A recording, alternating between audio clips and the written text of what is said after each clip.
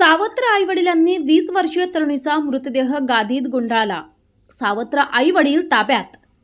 प्रेम प्रकरण की घातपात?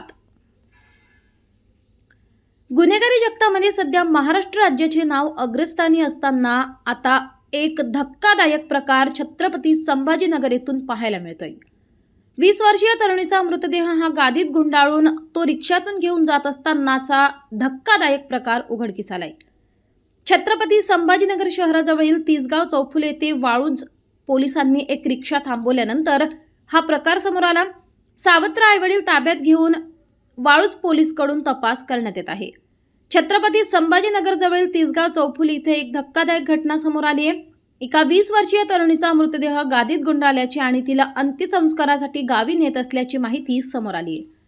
घरातील सामानासोबत एका रिक्षातून तरुणीचा मृतदेह संशयास्पदरित्या नेताना पोलिसांनी तो या चौफुलीवर पकडला. प्रेमसंबंधातून तरुणीने गळफास घेतल्याचा आणि तिला गावी नेत असल्याचा दावा तिच्या सावत्र आईने केला.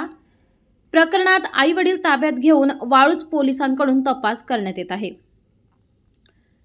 काल एका रिक्षातून काही लोक घरातील साहित्यासह गावाकडे जात होते. मात्र तिसगाव चौफुली परिसरात पोलिसांनी या रिक्षातील हालचाली संशयास्पद वाटल्या.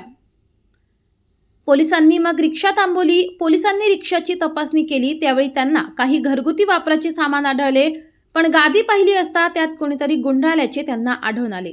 त्यात 20 वर्षीय तरुणी गुंडाळलेल्या अवस्थेत आढळली. पोलिसही हा प्रकार पाहून चक्रावून गेले. त्यांनी मग आईवडिलांची झाडाझडती घेतली तेव्हा अजून धक्कादायक बाब समोर आल्या. पोलिसांनी आईवडिलांकडे या प्रकाराबद्दल विचारणा केली. मुलीच्या सावत्र आईने त्यावेळी पोलिसांना सांगितले की मुलीचे प्रेमसंबंध होते, त्यातून तिने गळफास घेतला आणि जीवन संपवले. बदनामी टाळण्यासाठी आणि गावाकडे अंत्यसंस्कारासाठी तिचा मृतदेह गुपचूप नेत होतं. पण पोलिसांनी त्यांच्या दाव्याबाबत संशय आहे, त्यामुळे पोलिसांनी दोघांची कसून चौकशी सुरू केली. हा प्रकार आत्महत्येचा आहे की घातपाताचा याचा तपास आता वाळूंज MIDC पोलीस करत आहेत. पोलिसांनी मुलीच्या वडिलांना आणि सावत्र आईला चौकशीसाठी ताब्यात घेतले आहे. पोलिसांनी या प्रकरणी संशयास्पद मृत्यूची नोंद केली आहे. शवविच्छेदन अहवाल आल्यानंतर 20 वर्षीय तरुणीच्या मृत्यूचे नेमके कारण समोर येईल. पण सध्या तरी या घटनेवरून अनेक तर्कवितर्कांना उधाण आले आहे. या मृत्यूचे कारण समोर आल्यावर पुढील कारवाई करण्यात येणार आहे. उत्तर महाराष्ट्र न्यूज नेटवर्कसाठी प्रवीण गायकवाड,